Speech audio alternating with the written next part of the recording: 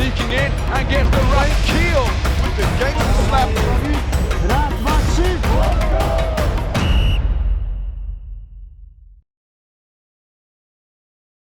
Cześć, tu Coach Red.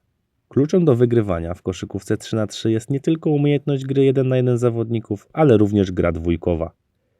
Dlaczego jest ona taka istotna? W 3x3 każdy zawodnik odpowiada za jednego gracza w obronie i pomaganie z rotacją jest rzadkością. Zbyt dalekie ustawienie od atakującego może skutkować szybkim podaniem i wykorzystaniem błędu ustawienia.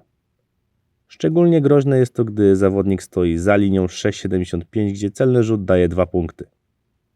W przypadku, gdy obrońca nie pozwoli poprzez grę 1 na 1 na uzyskanie pozycji do zdobycia punktów, do gry włączają się pozostali zawodnicy, którzy mają mu w tym pomóc.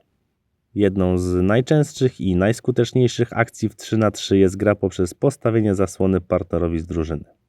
Rozróżniamy zasłony do piłki, czyli pomoc w uwolnieniu się od obrońcy zawodnika posiadającego piłkę, oraz od piłki, czyli pomoc w uwolnieniu się od obrońcy zawodnikowi bez piłki. Trzecim rozwiązaniem jest podanie z ręki do ręki z zasłonięciem swojego obrońcy, czyli tzw. handoff. Przy grze dwójkowej trzeci zawodnik stara się zostawić pozostałym jak najwięcej miejsca do uzyskania przewagi nad obroną i zdobyciu kosza. Umiejętność rozgrywania gry dwójkowej i czytania zachowania obrońców jest kluczem do zwycięstwa w meczu oraz turnieju. Nie jest konieczne ustalanie taktyki z wyuczonymi ruchami i wyjściu na konkretne pozycje. Czytanie gry to kwintesencja gry w 3x3. A jak mamy się nauczyć rozwiązywać gry dwójkowe? Trenując i stosując rozwiązania podczas meczów o stawkę w turniejach.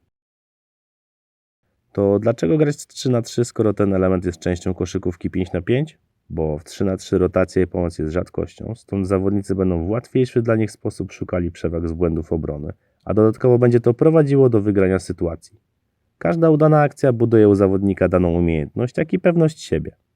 Dodatkowo trener nie zdejmie go z boiska, gdy źle rozegra akcję, a wobec kolegów z drużyny będzie czuł mniejszą presję. Koszykówka to gra błędów, a w 3x3 nie ma czasu na rozmyślanie w trakcie meczu nad popełnioną stratą lub złym zagraniem, bo w kilka sekund można odrobić niepowodzenia dobrymi akcjami w obronie czy kolejnymi w ataku. To również buduje psychikę zawodnika, bo ma samodzielnie szansę naprawić swoje niepowodzenie. Nic nie uczy lepiej niż przegrana sytuacja lub porażka. Myślę, że jest jeszcze wiele innych argumentów, dlaczego trenerzy i nauczyciele powinni trenować z dziećmi i młodzieżą koszykówkę 3x3, a będę je przedstawiać w kolejnych odcinkach z cyklu Między blokami.